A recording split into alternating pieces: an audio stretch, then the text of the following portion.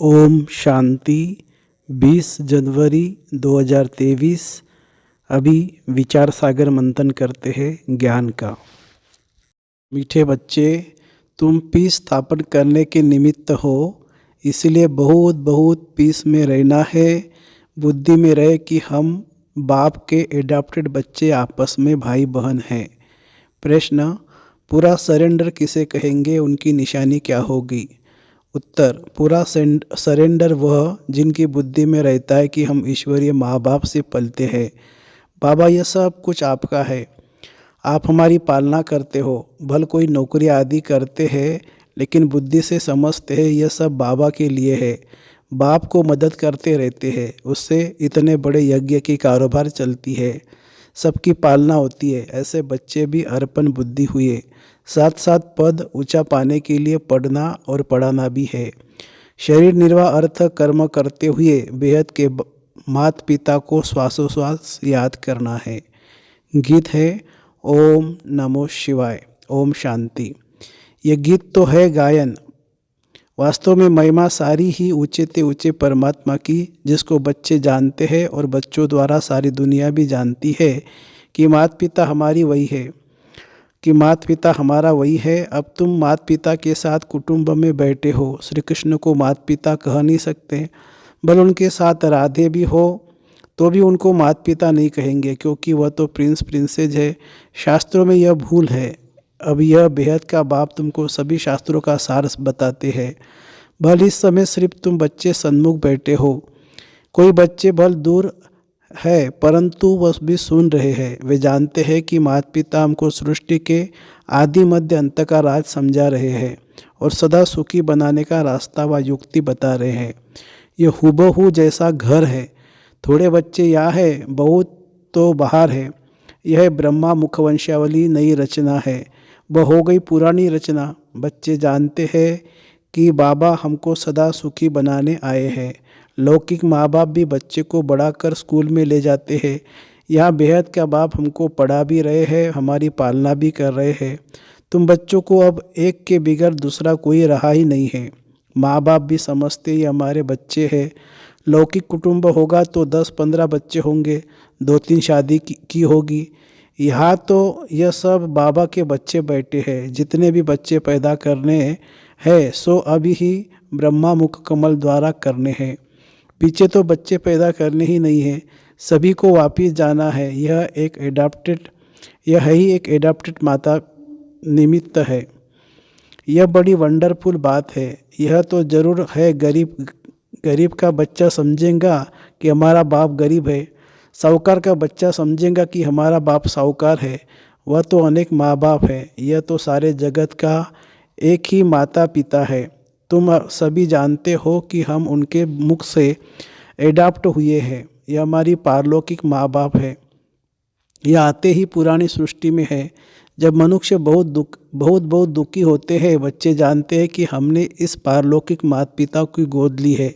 हम सब आपस में भाई बहन हैं, दूसरा कोई हमारा संबंध नहीं है। तो भाई बहन को आपस में बहुत मीठा, रॉयल, पीसफुल, नॉलेजफुल, ब्लिसफुल बनना चाहिए। जबकि तुम पीस स्थापन कर रहे हो तो तुमको भी पीस में रहना चाहिए। बच्चों को यह तो बुद्धि में होना चाहिए कि हम पारलौकिक बाप के एडॉप्टेड बच्चे हैं। परमधाम से बाप आए हैं, वह है दादा, ग्रैंडफादर। यह दादा बड़ा भाई है जो पूरा सरेंडर है। वो समझेंगे हम ईश्वरीय माँ बाप से पलते हैं। बाबा, यह सब कुछ आपका है, आप हमारी पालना करते हो। जो बच्चे अर्पण होते हैं उनसे सभी की पालना हो जाती है। भल कोई नौकरी करते हैं तो भी समझते यह सब कुछ बाबा के लिए है, तो बाप को भी मदद करते रहते हैं, नहीं तो यज्ञ की कारोबारी कैसे चले। राजा रानी को भी माता पिता कहते हैं, परंतु वह फिर भी जिस्मानी माता पिता हुए। राज माता भी कहते हैं तो राजपिता भी कहते हैं। यह फिर बेहद के बच्चे जानते हैं कि हम माता पिता के साथ बैठे हैं। यह भी बच्चे जानते हैं कि हम जितना पढ़ेंगे और पढ़ाएंगे उतना उच्च पद पाएंगे। साथ साथ शरीर निर्वाह अर्थक कर्म भी करना है। यह दादा भी बुजुर्ग है, शिव बाबा को कभी बूढ़ा व जवान नहीं कहेंगे, वह है ही निराकार। यह भी तुम जानते हो कि हम आत्माओं को निराकार बाप ने अडॉप्ट किया है और फिर साकार में है ये ब्रह्मा। हम आत्मा कहती है हमने बाप को अपना बनाया है। फिर नीचे आओ तो कहेंगे हम भाई बहनों ने ब्रह्मा को अपना बनाया है। शिव बाबा कहते हैं तुम ब्रह्मा द्वारा हमारे ब्रह्मा मुखवंशावली बने हो। ब्रह्मा भी कहते हैं तुम हमारे बच्चे बने हो। तो तुम ब्राह्मणों की बुद्धि में श्वासोश्वास यही चलेगा कि यह हमारा बाप है, वह हमारा दादा है। बाप से जास्ती दादे को याद करते हैं। वो मनुष्य तो बाप से झगड़ा आदि करके भी दादे से प्रॉपर्टी लेते हैं। तुमको भी कोशिश करके बाप से भी जास्ती दादे से वर्षा लेना है। बाबा जब पूछते हैं तो सभी कहते हैं हम नारायण को वरेंगे। कोई कोई नए आते थे, पवित्र नहीं रह सकते थे, वह हाथ नहीं उठा सकते। वो कह देते माया बड़ी प्रबल है। वह तो कह भी नहीं सकते कि हम श्री नारायण को व श्री लक्ष्मी को वरेंगे। देखो जब बाबा सन्मुख सुनाते तो कितनी खुशी का पारा चढ़ता है। बुद्धि को रिप्रेश किया जाता है तो नशा चढ़ता है। फिर किसी किसी को वह नशा स्थायी रहता है, किसी किसी में वो कम हो जाता है। भेद के बाप को याद करना है, 84 जन्मों को याद करना है और चक्रवर्ती राजा को भी याद करना है। जो मानने वाले होंगे उनको याद नहीं रहेगी। बाप दादा समझ जाते हैं कि बाबा कहते हैं तो है परंतु सच सच याद नहीं है और न लक्ष्मी नारायण को वरने लायक है। चलन ही ऐसी है। अंतर्यामी बाप हर एक की बुद्धि को समझते हैं। या शास्त्रों की तो बात नहीं है। बाप ने आकर राजयोग सिखाया है जिसका नाम गीता रखा है। बाकी तो छोटे मोटे धर्म वाले सब अपना अपना शास्त्र बना लेते हैं, फिर वह पढ़ते रहते हैं। बाबा शास्त्र नहीं पढ़े हैं। कहते बच्चे मैं तुमको स्वर्ग की राह बताने आया हूँ। तुम जैसे अशरीरी आए थे वैसे ही तुमको जाना है। देह सहित सब इन दुखों को कर्म बंधन को छोड़ देना है, क्योंकि देह भी दुख देती है। बीमारी होगी तो क्लास में आ नहीं सकेंगे, तो यह भी देह का बंधन हो गया। इसमें बुद्धि की बड़ी तालीम चाहिए। पहले तो निश्चय चाहिए कि बरोबर बाबा स्वर्ग रचता है, अभी तो है नरक। जब कोई मरता है तो कहते हैं स्वर्ग गया, तो जरूर नरक में था ना। परंतु यह तुम अभी समझते हो क्योंकि तुम्हारी बुद्धि में स्वर्ग है। बाबा रोज नए नए तरीके समझाते हैं तो तुम्हारी बुद्धि में अच्छी रीति बैठे। हमारा बेहद का माता पिता है तो पहले बुद्धि एकदम ऊपर चली जाएगी। फिर कहेंगे इस समय बाबा आबू में है। जैसे यात्रा पर जाते हैं तो बद्रीनाथ का मंदिर ऊपर रहता है, पंडे ले जाते हैं। बद्रीनाथ खुद तो ले चलने के लिए नहीं आता है, मनुष्य पंडा बनते हैं।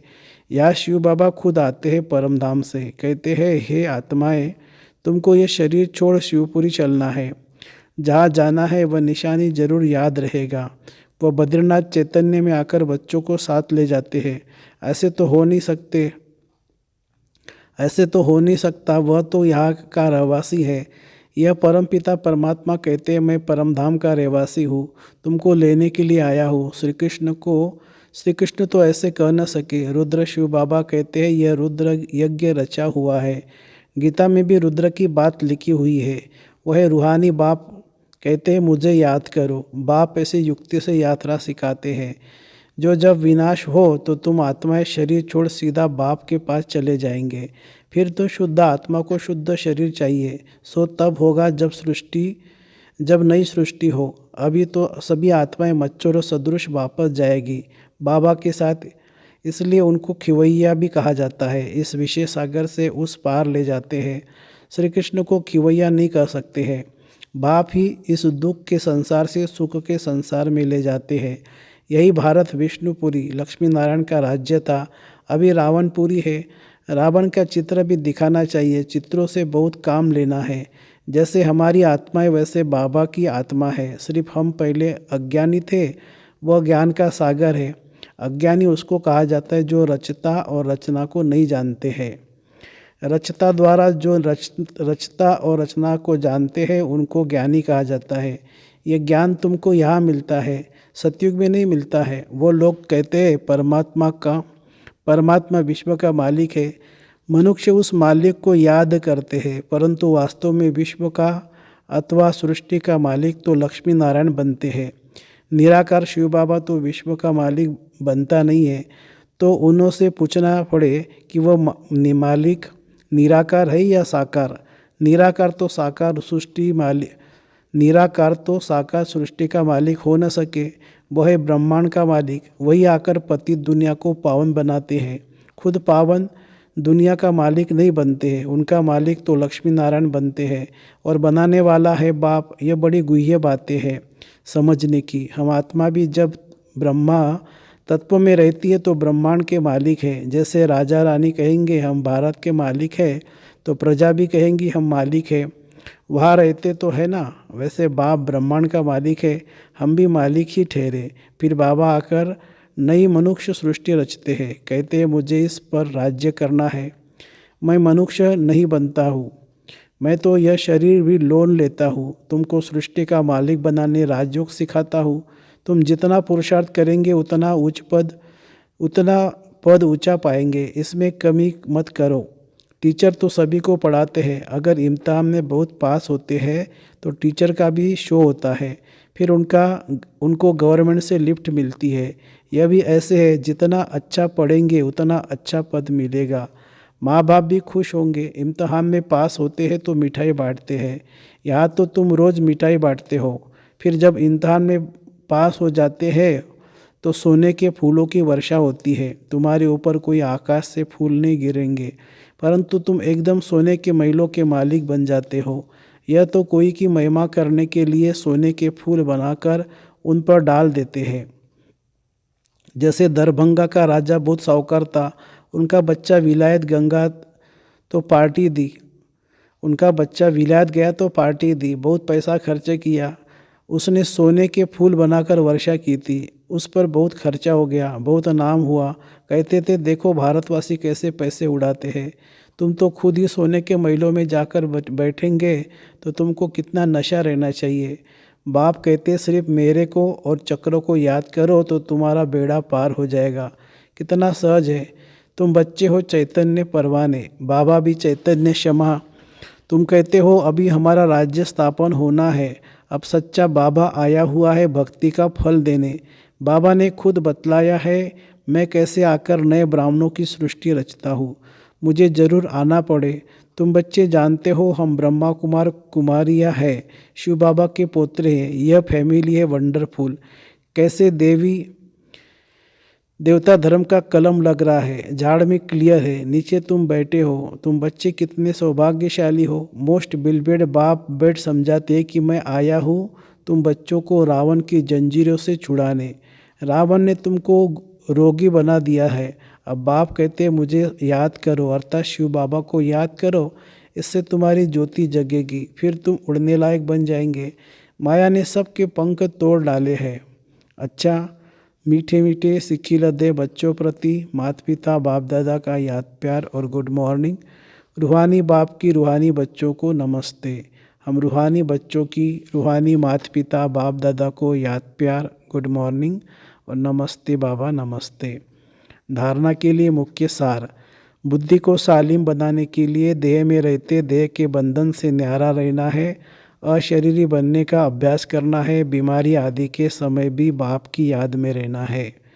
दूसरी पॉइंट, पारलौकिक माता पिता के बच्चे बने हैं, इसलिए बहुत बहुत मीठा, रॉयल, पीसफुल, नॉलेजफुल और ब्लिसफुल रहना है।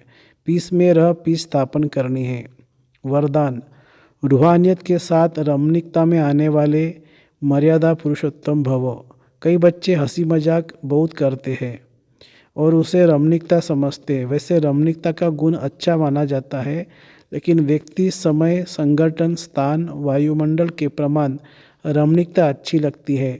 यदि इन सब बातों में से एक बात भी ठीक नहीं तो रमणीकता भी व्यर्थ की लाइन में गिनी जाएगी और सर्टिफिकेट मिलेंगे कि यह हंसाते बहुत अच्छा है लेकिन बोलते बहुत है। इसीलिए हंसी मजाक अच्छा वह है जिसमें रूहानियत हो और उस आत्मा का फायदा हो। सीमा के अंदर बोल हो तब कहेंगे मर्यादा पुरुषोत्तम। स्लोगन है, सदा स्वस्थ रहना है तो आत्मिक शक्ति को बढ़ाओ। सदा स्वस्थ रहना है तो आत्मिक शक्ति को बढ़ाओ। ओम शांति।